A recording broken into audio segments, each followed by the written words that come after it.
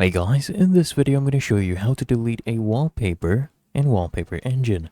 The first thing I want you to do is just go ahead and launch up Wallpaper Engine, and then I want you to just come to the top left, click here on installed, and you will actually see all the wallpapers you have installed on your computer.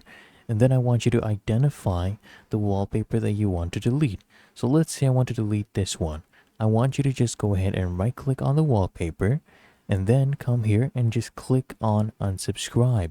And as soon as I do that, we'll get this pop-up where they'll ask us if we're sure that we want to unsubscribe, because after we do this, Steam will actually delete this wallpaper file automatically after the wallpaper browse window is actually closed. So we'll go ahead and click here on OK. And if I come back to my home page on our desktop, as you can see, that wallpaper is gone. And that is how to delete a wallpaper in Wallpaper Engine.